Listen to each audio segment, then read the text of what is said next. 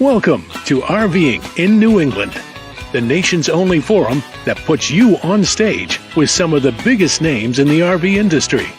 And now your hosts, John DePietro and Bob Zagami.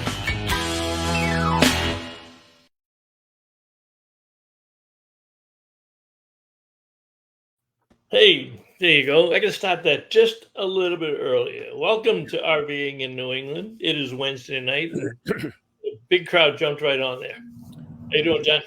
I'm going great, Bob. Although, as I mentioned to you earlier, when I came out on this back deck, it was bright sunshine. Now it is, I'm hoping it will go just to the north of us. It is torrential. It is getting black out.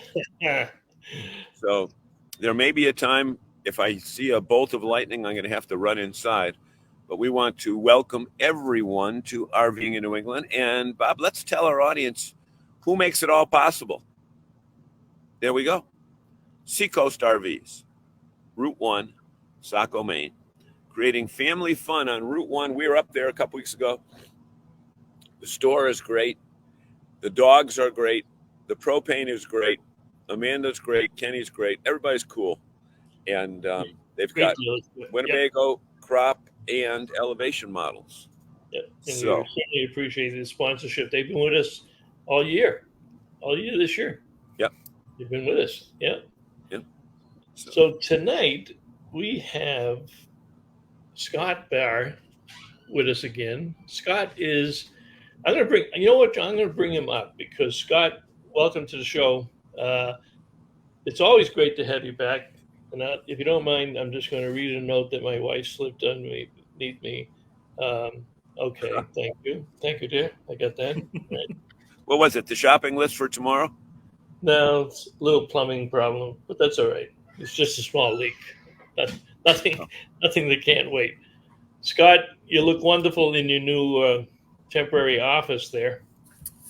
Scott, is that a safe? Is that a safe back there or an old fridge or what? Behind your left shoulder? It's a cabinet. It's just a cabinet. Okay. It looks like a safe that on the old Western movies. It has all my cast iron. Oh. Okay. Well, it's kind of a safe. Kind of a safe. It is. It's for me. It's special. So. If by chance there's somebody out there in RVing in New England land that doesn't know who you are, you're the founder and president of Cairn Consulting Group, probably the leading market research firm in anything outdoors, especially RVs and the outdoor hospitality industry. And you are the man behind the KOA Camper and Outdoor Hospitality Report since 2015. That's why Bob has the yellow shirt on. That's why I do have the yellow shirt. I said I'm going to wear my KOA shirt tonight, and haven't had it on for a while. Give them a little bit more that I may have left out, Scott, and tell them what you do for these days. We're doing. We have our toes in a lot of different areas. We're again we're working with within the RV industry quite a bit. We're doing some stuff that I think when people see it in the coming weeks, it's going to be pretty exciting stuff. Looking at RVs, RV design, and so on, how consumers make decisions.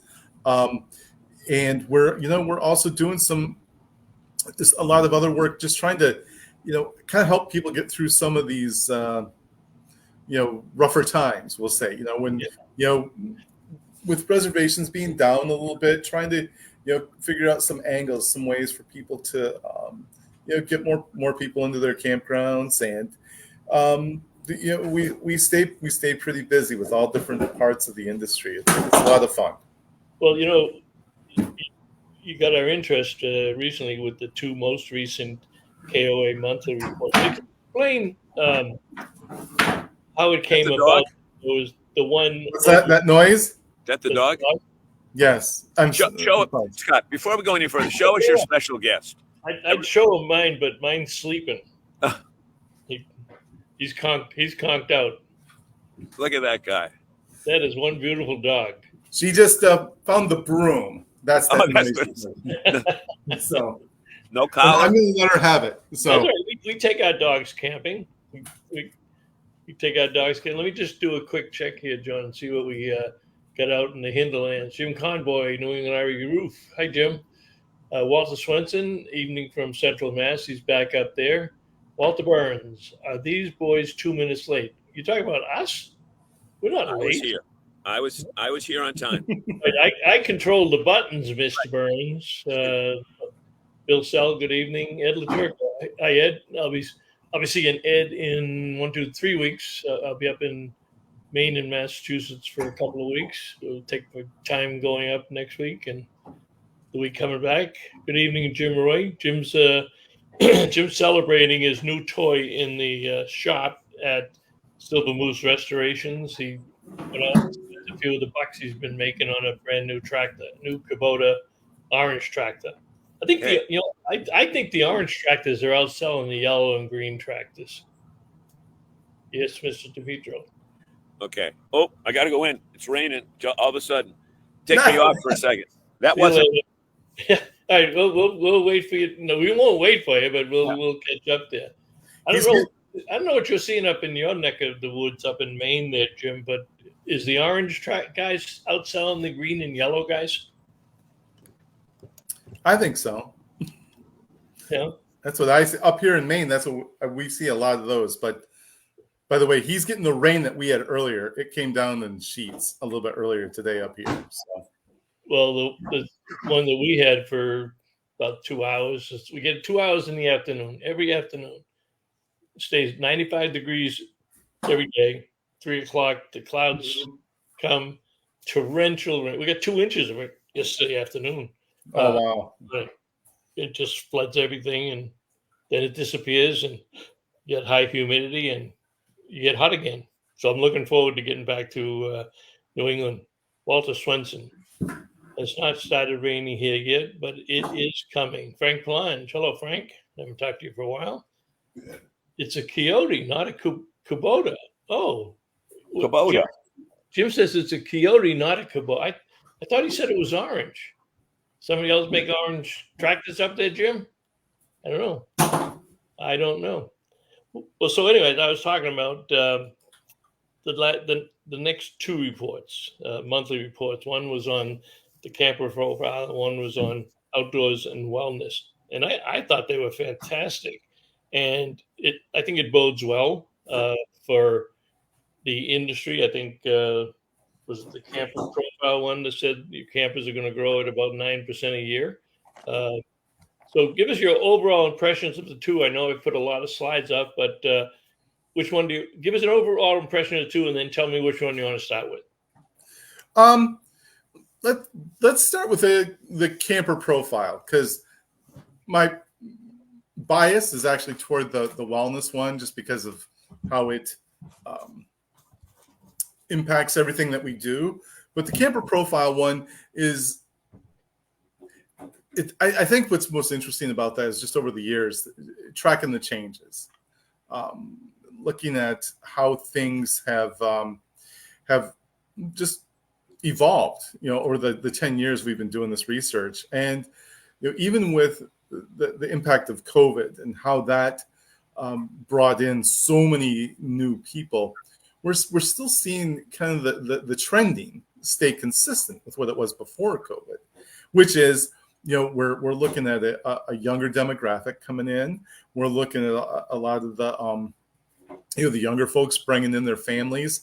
We're watching how that changes the industry overall, and from the services and amenities to the accommodations. We've seen that profile. For example, I think one of the things that I've seen a direct impact on is, in terms of accommodations, is we always saw tents as being the way people started camping. And what's happened over time, again, with the new demographic, is that we're seeing that switch over a little bit. People aren't always starting in tents. It started off with, people would go tents, a pop-up, a towable, a motorhome. Yeah. Scott, I think you're 100% correct on that, because where we were last week in Canada, I was talking to the owners, and they said their tenting was down this year.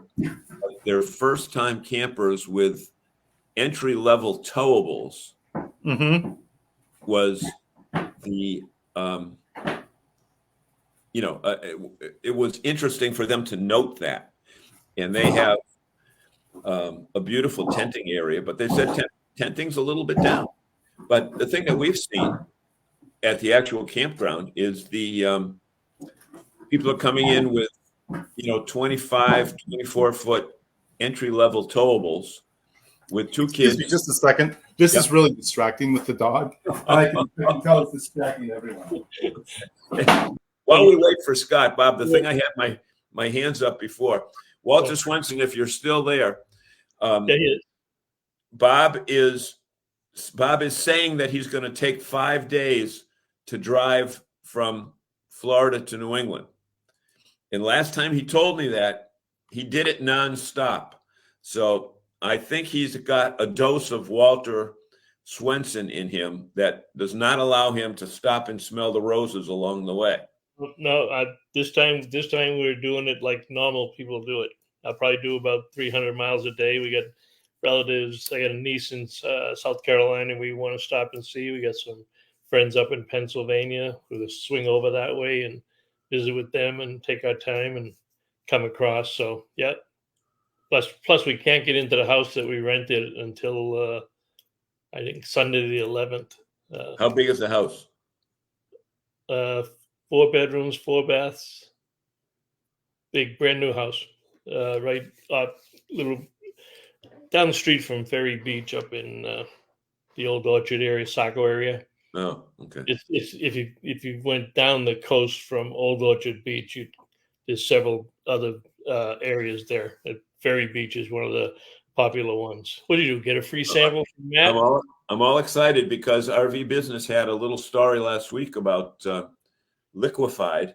Right. Said, just let us know if you want any. So I wrote, and they sent it in a day. So you know what? You can tell you're an avid RVer if you get excited about a shipment of toilet disinfectant.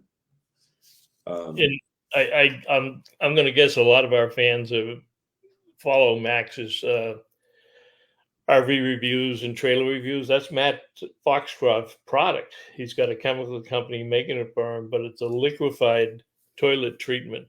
Yeah. I think he's already got a million fans on that website. Right. It's crazy. Amazing. Yeah, the number of he's got a great following. He's he's always out there at the Hershey show and the Tampa show, the big shows. And speaking about the Hershey show, it's believe it or not, we wake up tomorrow, we're in August already, and then before we know it, when I get back from my trip up north, it'll be September and it'll be time for Hershey. Yeah, it's early. Can you get that closer to the lens? No, I can see it. No, it disappears over there. Oh, there's Matt. Yeah, okay. Matt's sitting on the toilet with his, in his motorhome review. Actually, does it in trailer reviews too. He has always grades the bathroom for he is referring to the prime poop position, and gives it either a thumbs up or a thumbs down. So this is orange scented. Yeah, and he's got one other. I think he's got a blue one too. Yeah, that could be. But they sent it. The lady who owns the company sent it to me directly. Oh, the chemical company. Yep. And while I was in Canada, these things up there. Oh, Tim Horton. I love Tim Horton's coffee and donuts too. Yep. And pastries. They're up there where we were, like around every corner, like Dunkin' is here. Oh, yeah. But they're much more full service as far as menu offerings. Yeah. And speaking about Dunkin', we're actually getting a Dunkin' right here in Ave Maria, right in Del Webb, Naples. It'll be open in September in a new industrial part of the development that they have, and looking forward to that. The drive-through window is all set. I noticed that today. So hopefully they'll be there in September. Frank is going to be at Bailey's next week. That's right. They do have. Oh! You're talking about Tim Horton having flatbread pizza, probably. But they've got great pizza at Bailey's. Yeah. And, you did the thing on that. Yeah. Yeah. Frank said, don't spill it on yourself, John, or it'll disappear. I know. What he's saying, he's polite way of saying.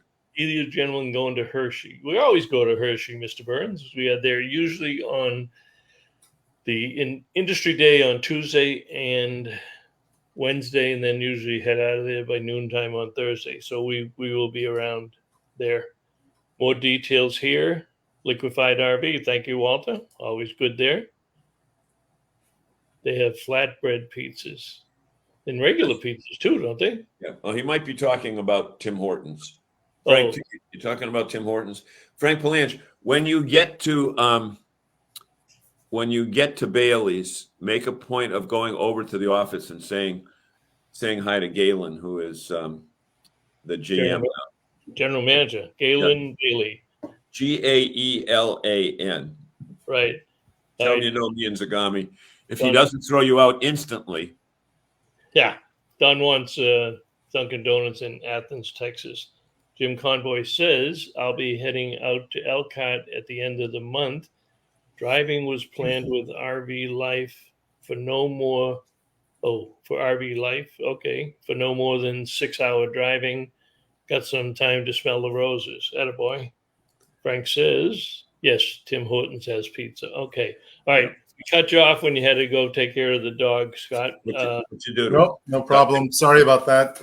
It's quite all right. This is so we were saying that the people coming into the field now are much younger, and I could not agree with you more. Well, that's kind of similar to what we saw with RVs if you go back 10 or 20 years, because we used to say somebody would come into RVing, buy a pop-up, buy a trailer, buy a motorhome, a fifth wheel, then a motorhome, and all bets are off. People come into the RV industry buying $400,000 motorhomes or $2 million buses.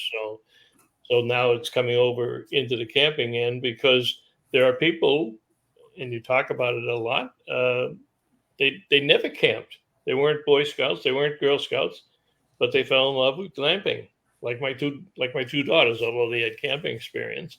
And these glamping places are getting $250 to $450 a night. And that's the first experience that people have with glamping.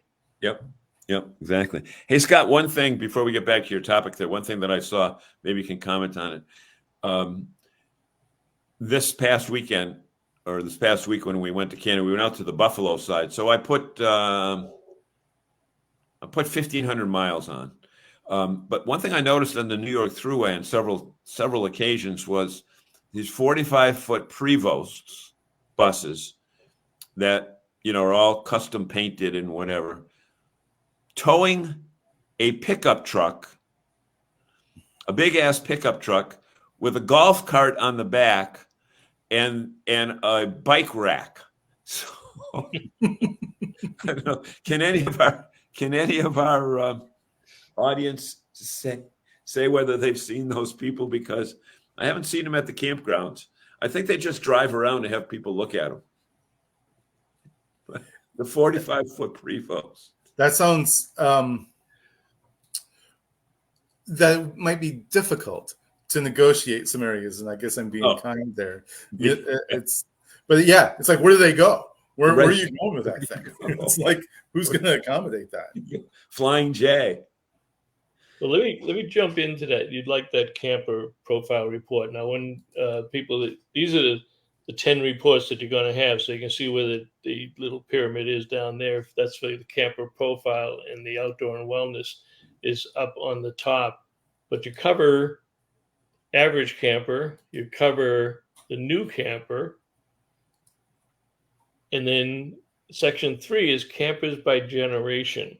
So I just kind of took what you had for each generation, this being the Gen Z. Anything that pops out different on that one, Scott, or that you might want to point out? The for the Gen Z campers is a little bit of a different group that we've been tracking throughout the years. They don't have much in common with their adjacent generation, the millennials. They're a little bit more experiential. They're not as avid a group of campers. They aren't quite there yet. there's a segment of those that's really interesting. Those that had good experiences as teenagers are a great group of campers, but they're they tend to not get along with their fellow campers very, very much within their group.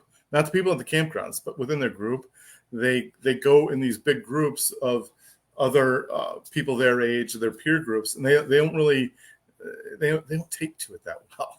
So, which is really kind of interesting. Well, it doesn't. If we look on the left-hand side, where they're likely to go for next year, that doesn't surprise me given the age of the group. That basically what they're saying is we don't want anything to do with a conventional campground. They're looking at this industry completely different. They are, and they want to do those things. They need a draw to get them there.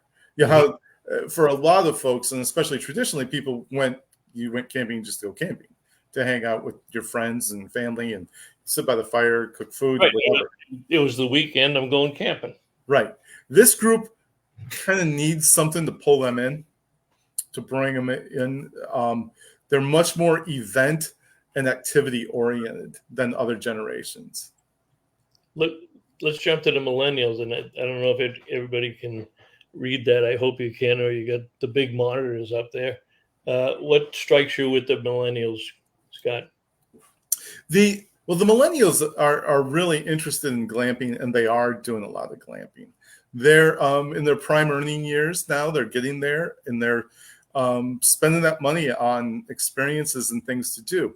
One of the things that I would pay attention to, by the way, is that percentage that want to do backcountry trips. We're seeing that pop up a little bit more in where it's always been fairly low. And this group all of a sudden they at least are interested in doing that. I don't think that they're going to get away from glamping and RVing and staying at campgrounds, but I think they want to have that kind of experience at least in their repertoire, and try it out.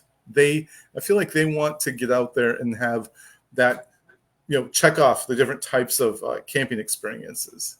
Well, one thing I'm watching, and you've shown it on these first two slides, is overlanding. And I hit on a site the other day, and when overlanding first got the attention of the RV industry, they kind of poo-pooed it, and they didn't pay any attention to it. It would never impact the RV industry. And I think there's a lot of people in the RV industry that don't realize how big the overlanding market is and what's happening. And it's happening with these Gen X and the millennials. And I found a site yesterday that actually has what they called an overlanding source book of RVs, overlanding RVs, supplies, tenting stuff. It's 250 pages long. Now, granted, it's all digital. It's cheaper to do it digitally. But they have got companies listed in there that I've never heard of. And I don't know if this goes all the way through all the slides, but if we jump to Gen X, or it doesn't appear in Gen X. So what do you want to tell us about Gen X? Gen X is that group.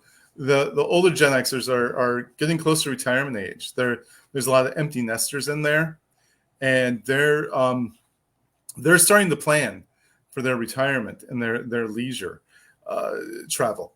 So what you see again, glamping has an appeal for everyone, just because they at least want to try it. I mean, and I would always give the caveat that a lot of these folks aren't going to always be glampers. If they want an outdoor experience, and we see that among hardcore glampers, by the way, they have a desire to do a lot of other types of trips.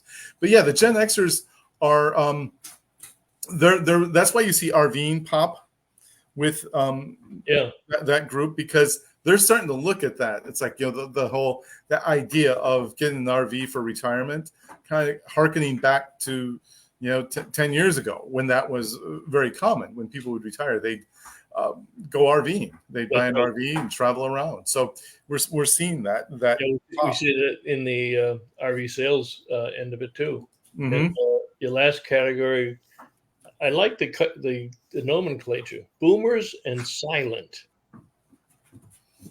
Yeah, that it includes the silent generation is, in terms of a percentage is pretty small. So we've kind of grouped them together here.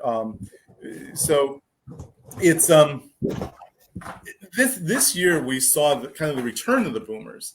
The boomer generation is interesting in terms of when you look at the history. It was the generation that went backpacking a lot. They're the ones that kind of put some of those outdoor brands on the map, because all of a sudden there was this huge generation that wanted to do backcountry stuff and go out in the wilderness and have those experiences. Then they got away from it. But 2023, we saw them come back. We saw them come back to camping a lot more. They stayed away during COVID quite a bit for just a number of reasons, but they've spiked, and we've seen that. In fact, we just did a mini analysis for the Wall Street Journal today. They were interested in road trippers, and the boomers are the big road trip generation, and it's flip-flopped what it was a year ago. Yeah. And you concluded with that statement there. That's a pretty impressive statement. 9% average growth heading out into the future. Yeah. And I don't see that really going away. I think that the industry is poised to handle this kind of growth and to bring this number of folks in. We, in the past, it was consistently right around 5-6%, but that we're still seeing that, even though 2023 was down, it was just down from a high from the couple of years prior. So COVID, we're still looking strong, and that's good growth. I mean, if you can bring in that kind of growth in the industry, I think you're in good shape. Yeah, well, I think if that kind of growth in any industry, 9-10% a year, you're doing something right. Absolutely, I agree. Let's take a quick commercial break. When I come back, Scott, I want to talk to you about. This is the profile of the campers. Now, we saw that splurge after COVID and all the campgrounds started to expand and consolidations and what have you. Is the campground outdoor hospitality industry going to be able to keep up with that 9%? So think about that, and we'll be right back.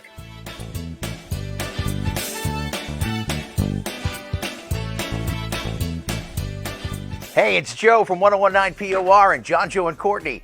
We're back for another exciting season of Seacoast RV TV.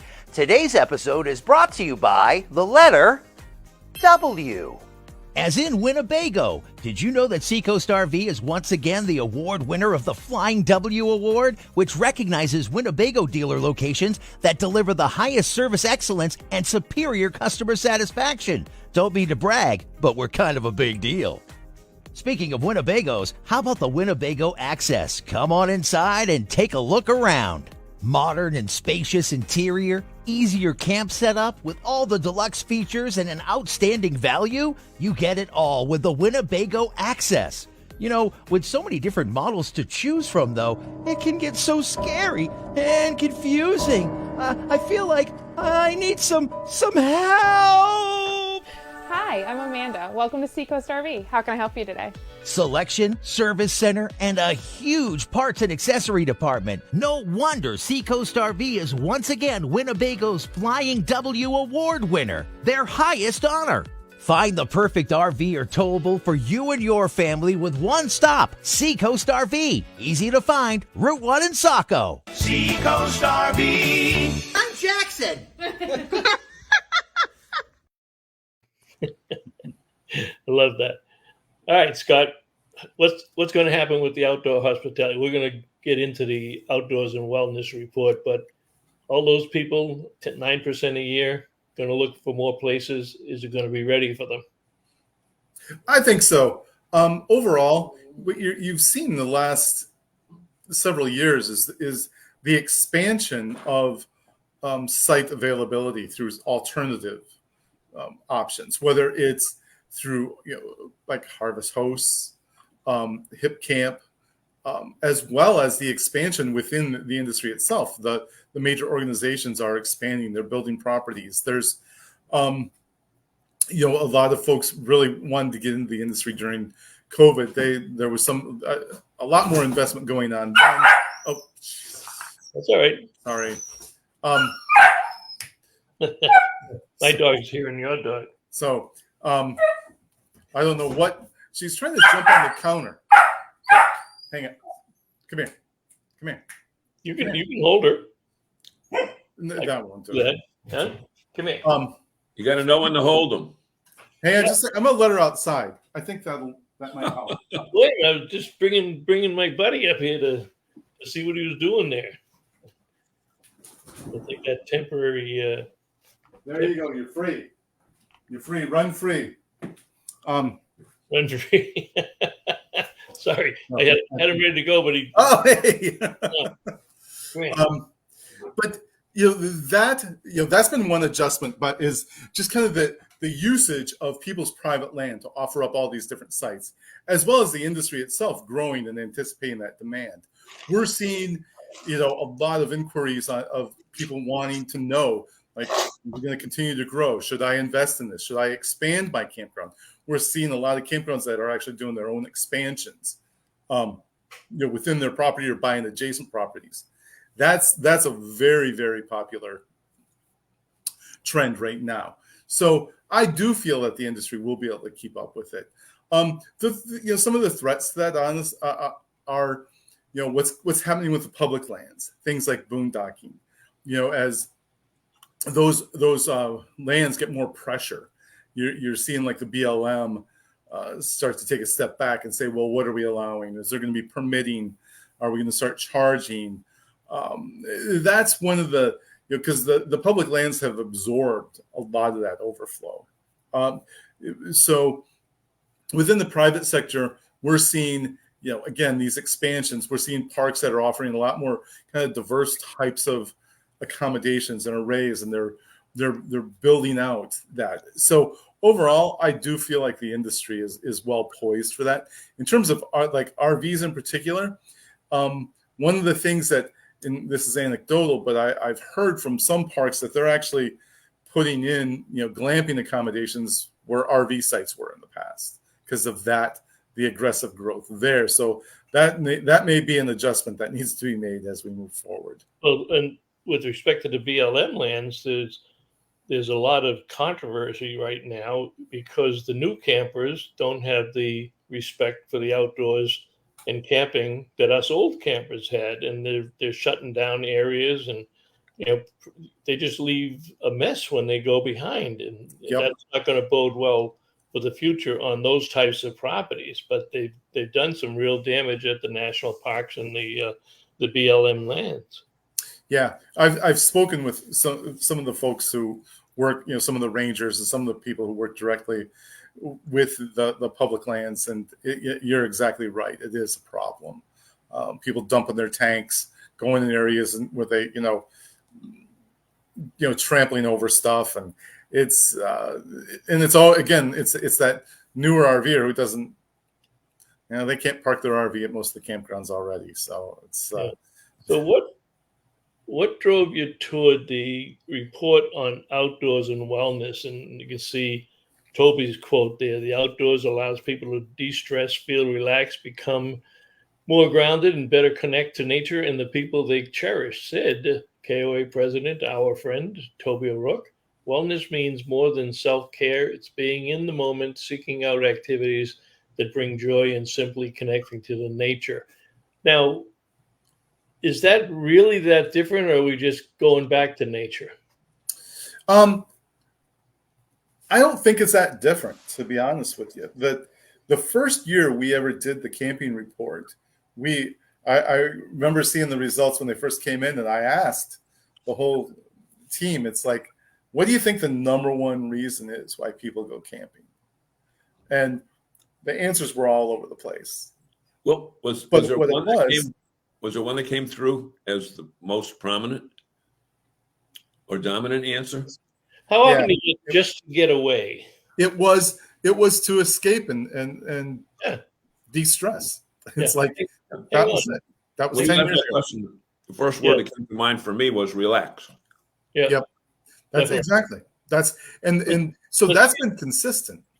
Let's just take a break and see. I don't want to leave anybody behind here. We did Hortons. We did.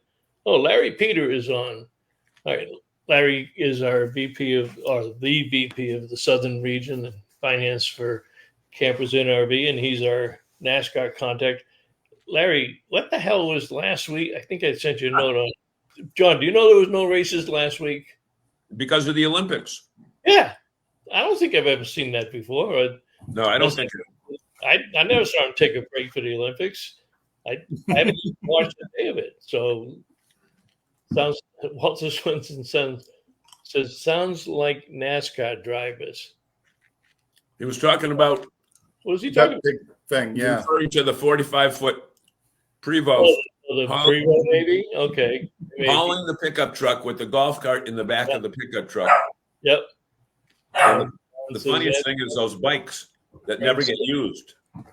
Yeah, Frank, did they remember when Frank had his 45-foot Dutch Star? Yeah. Yeah. There seems to be more a wish for destination camping with a lot of organized activities or just boondocking. Well, there's more families going, different type of going boondocking. Common issues nowadays, no respect for others. That's my other comment there. Walter, they always break for the Olympics. Man, if they do, is that true, Larry, that they've always broken for the Olympics? I just never saw it. I think what they called it on the charts. All right, let's return to our, where am I here? Scott, where the hell did the dog go? Hey, don't ruin your relationship with your. How long you had him? It figures. Usually the dog is asleep by this point, but the cat just made an appearance, and so it's bedlam. They're doing laps around the house. It's like I couldn't have planned this any better. I couldn't have planned it any better. And Denise is gone. We don't have. It's going to be one of our highest rated shows with the dog. It's the cutest dog. It's a beagle in a coon now. You better put him on your lap, Scott. It's chaos. It's chaos here. It's like I can't. TV contract. I'm like, yeah. And of course, everything came together. Denise is gone. The dog, for whatever reason, is having the crazies, and yeah. So anyway, wellness. Getting back to the topic. Just to kind of put a bow on kind of what we were just talking about a minute ago, that people have always been attracted to camping in the outdoors for those reasons. What's been happening though is it's become more prominent as a way for people to, de-stress, to escape, to get out there, because. And that's one of the attractants of it for especially that new person. And also at the destinations people are going to, there's a lot more options for them, to have, different experiences. They can go to they can go to a campground that has a spa. They can go for all these different types of things. And those are definitely things that campgrounds that if they're not offering should consider, because it's very much something that people are seeking out to kind of put on top of.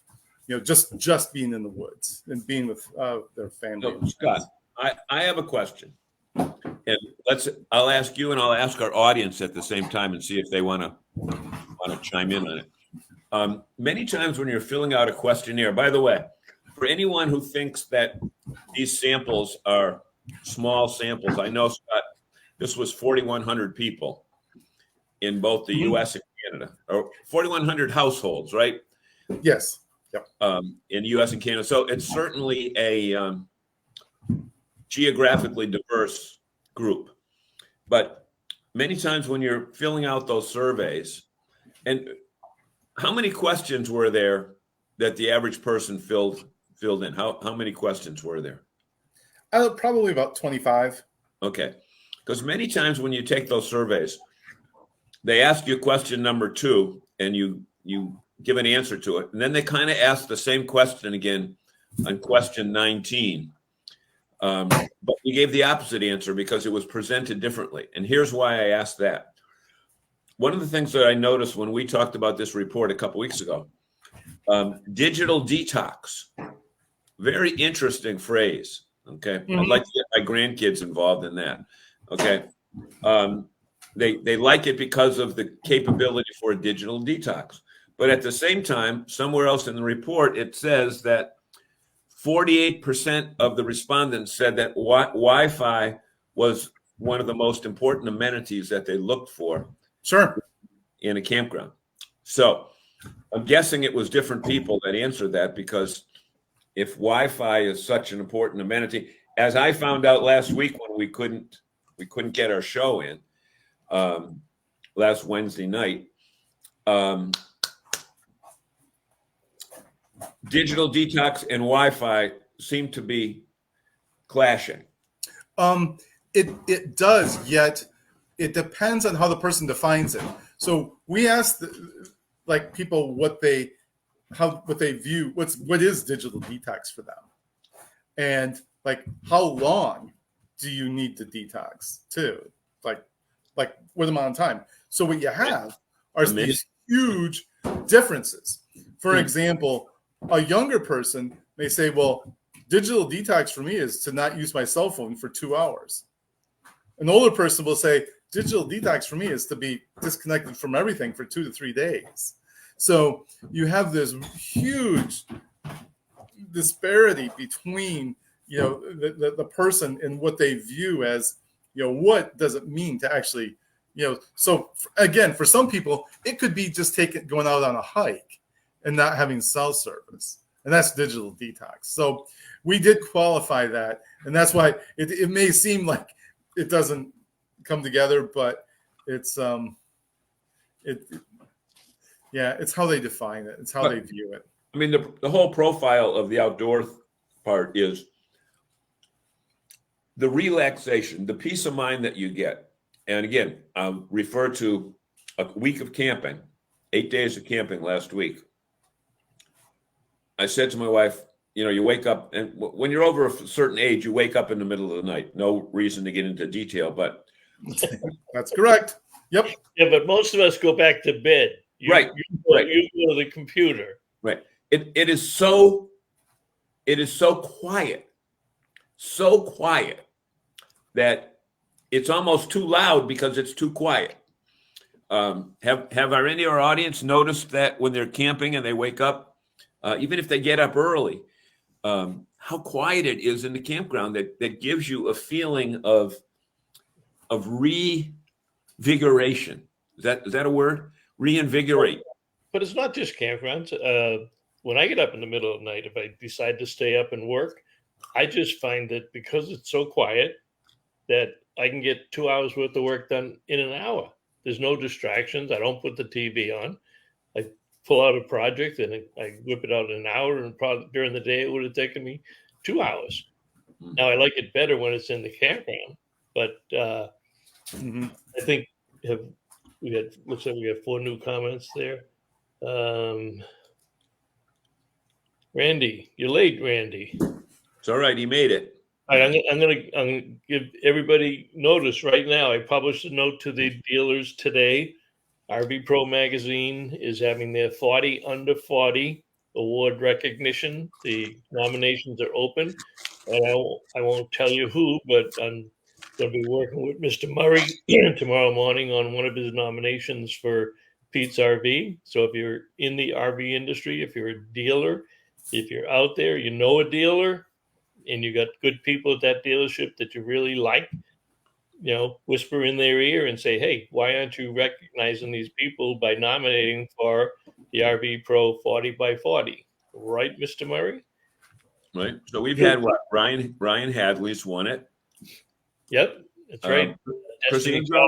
Destiny Tolliver at Campers Inn won it. Michelle Andro won it at Hemlock Hill. Yeah. So Walter says digital detox while binge streaming video. That's something I've never done. I never get into movies and stuff, but so you get off the computer, you sit in front of the TV and watch videos for 8 or 10 hours, Walter. What am I missing there? Our granddaughter does digital detox for 11.5 minutes and then gets the shake. I think that's true. My grandson's got that problem. Yeah, I think that's true. Jason Cole, the best cup of coffee is 5 a.m. at the campground by yourself. The only thing you left off, Jason, is by yourself at 5 a.m., correct? Am I allowed to make that correction on you? Speaking about Jason, we're starting to push stuff out for the Northeast Regional Charity Weekend at Normandy Farms in September. And I don't have the sheet in front of me, but if you want a great camping experience, you can, and you haven't been able to get to Normandy Farms or get down there, go that weekend, camp at Normandy Farms. They got special rates. Attend the Northeast Regional Camping Charity, buy some of the gifts that the dealers are going to be donating, and see a little bit of an RV display. Jason and Joe Cavosa, that's their big project, and Walter and Frank and the gang out there. So it's a big weekend in September. And I think the other thing that the campground gives you that you don't get in your neighborhood is if you get up early and with that cup of coffee, the neighbor that might be making bacon on the Blackstone grill, nothing like that smell. And when I said making bacon, I meant actually cooking bacon. Do you take a Blackstone with you these days, John? I do, but I didn't this time because we didn't have, my wife brought too much other stuff. But would you guys agree that that smell of bacon cooking from a couple campsites away? I mean, everybody's got their own. You know what, Scott? I know you like to ask, closed-end questions, but maybe you can throw in stuff like, what is the favorite thing you like to cook while camping? And I'm thinking, I have that. We've done that. You've done it all, Scott. Yeah.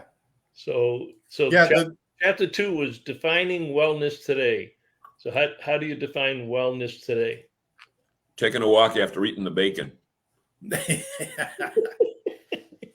Taking a walk with the dog after you've eaten the bacon, after you finish your 5 a.m. cup of coffee. The pound of bacon, the half a pound of bacon. Yeah, the whole defining wellness is for most people, it's pretty simple. It's just, taking time out, just taking time out and, having a little bit of escape, a little bit of relaxation. Most people view it that way. People, again, there's an array of viewpoints, but in general, the biggest thing people want to do is they want to slow down. They want to kind of immerse themselves in their surroundings a little bit more and just kind of enjoy it, be in the moment. It's like kind of like that, huh? Yeah, just to enjoy that. It's kind of using Toby's quote. Report. What you had this chart in the report. It says dark column agrees that camping strengthens relationships. The lighter color is all others. And the bottom three, close to the middle, is appreciation of the natural world, improve their emotional well-being, better relationships with family. Couldn't argue with that. Those are good numbers. That's what people are doing when they want to go for a while. And I think, camping has always given that benefit to them, but I think you bring a light to it in terms of. Yeah, for a lot of this, it's just quantifying some of this stuff that a lot of us know intuitively because we've been doing it for so long. We're like, well, yeah, duh, of course. But, we're quantifying that, and we're able to show that, the people who go out there and they say that, these experiences, they strengthen our relationships. It's like, it's real. It's a real thing. And I remember doing research with teens a couple of years ago, and everybody had this very cynical view of how they would view, their camping experiences like that. And it was just the opposite. It was the complete opposite of how they, even as teenagers, would connect with their family and, say things like, it's the only time my parents aren't stressed out. It's like really? The kids memories they would bring with them. It's like, my grandpa showing me how to make a fire and then cook over it. It's like, these kids we're saying the same things that we know when we're older, but it's like, it's very poignant for them. And it's a real thing. And that's why this section came about. Was we're like, let's put it out there and let's talk about it and continue the conversation, because the more people who see that and understand it, a lot of those non-campers, those leisure travelers who don't typically camp, hopefully some of them will see some of this and think, maybe we ought to give it a try. Do you find any campgrounds or RV resorts, do any of them take some of these charts or pages and pin them up in the wall in the reception area or the welcome area, so that they're extending the industry research, but validating why people are doing it and putting it up on the bulletin board or something? I've been to campgrounds where they've had printouts of it at their desk. I've seen that. Well, just a few years ago, we used to do the whole printed. Even last year, we did the whole printed document. Right. Yeah, I went to a campground and I was just kind of talking to the owner just about the work I did and everything. And I go, have you heard of the camping report? And he goes, I don't think so. He goes, this is the one I use. And he showed me the report. He goes, I was like, perfect. That's great. Outdoor hospitality resort. Yeah. So they do. And when I go out and I go to conferences and I talk to campground owners, there are few at this point who don't know about it. And it's definitely used as a resource across the board.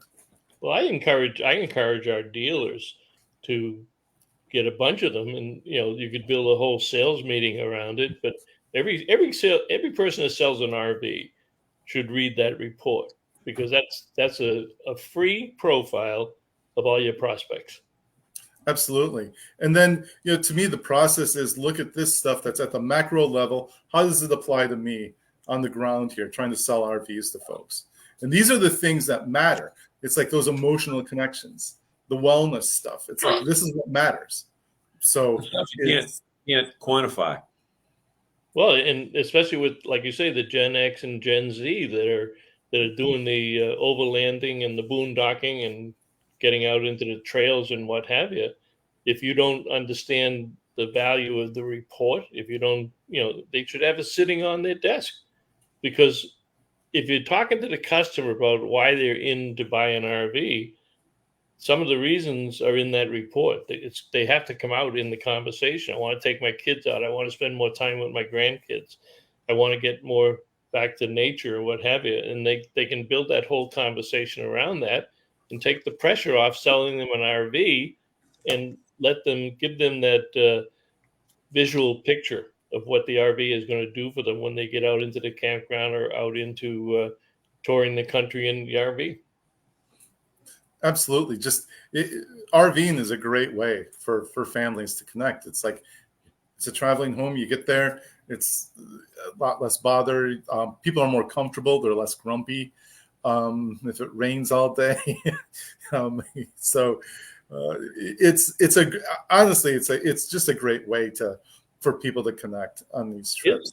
Here's something that kind of goes not against the research, but defies what a lot of this says. Why are we seeing a decrease in people going to rallies, whether it's FMCA or Escapees or even something like the Northeast Regional Camping Charity? They years ago they had around Memorial Day hundreds of coaches, and then it shrinks down. What's causing that? My view on that is the newer generation being less into that type of group activity. Yeah.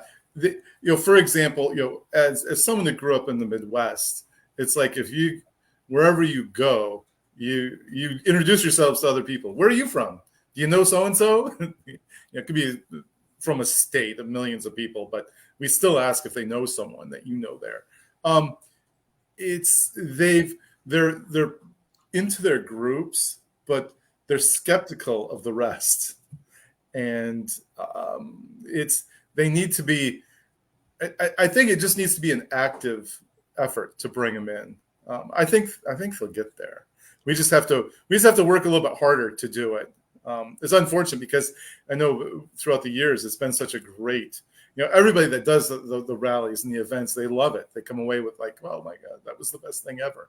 My son does it out in Arizona. So here's something really interesting that Scott, I'm sure you'd agree that our audience always has some great comments here. Walter Swenson said Forest River was offering frog rally sites at half price. Now, Bob, didn't you tell me last week when your conversation with Joe at Alliance, how many units did they have?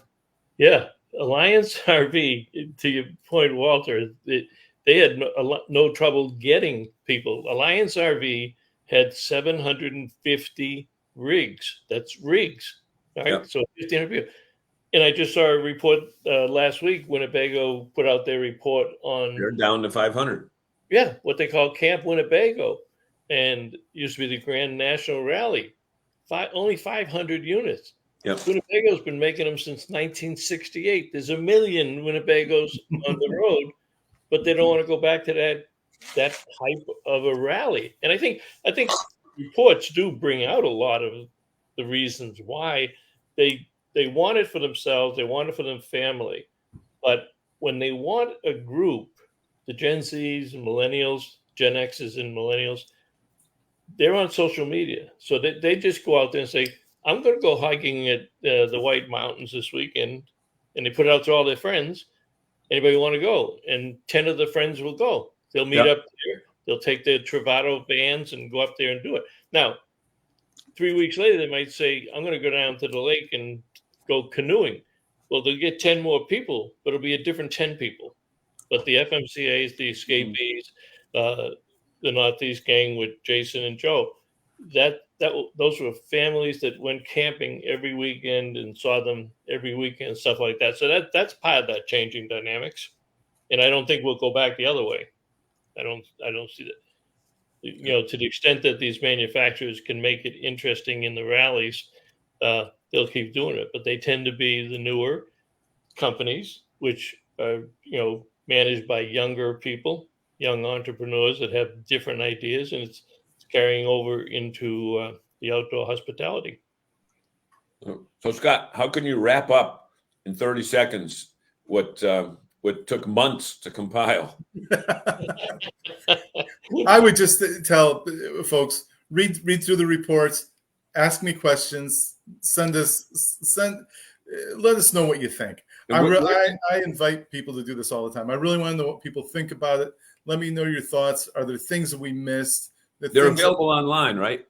Yep, they sure are. So, Bob, do you have that address where our audience can get those reports? Yeah.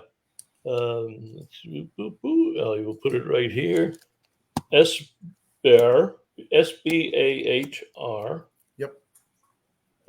Am I doing it right? SBAHR at Cairn Consulting Group. Our goal, by the way, is when we do this research every year, is to try to have a real forward look. And we want to make sure we keep that. So that's why, we try to keep our ear to the ground, know what people are talking about, knowing what they're doing, and help. The whole purpose of this was to help the industry and to help lift it up. So, again, it's only through the engagement of everybody. Bob was just talking about the rallies. Well, this is a different kind of engagement. It's not a rally. People wouldn't go to a research rally, I don't think. So, but even though the food would be good. But anyway, no, you stay in touch, stay engaged, pass information along, talk to Bob and John or me, whomever. But, keep that conversation going. We do know the food is good when Frank Palanche is there, because he cooks up. He starts cooking for breakfast and lunch and dinner and everything else. All right. Thank you for joining us. We will see you down the road. I'm going to thank our sponsor one more time, and then we will close it out. Scott, thanks very much for joining us tonight. Thanks. Sorry about the dog. No problem. And the cat. Have a great day, everybody. See you next week. Take care. Bye-bye. All right. Our sponsor is Seacoast RVs, having fun on creating family fun on Route 1, truck park model homes, elevation park model homes, Winnebago towables, and motorized. And let's go down here. Boop. And let's close. This edition of RVing in New England was a presentation of the New England RV Dealers Association. Thanks for watching, and be sure to like us on Facebook, YouTube, and Instagram.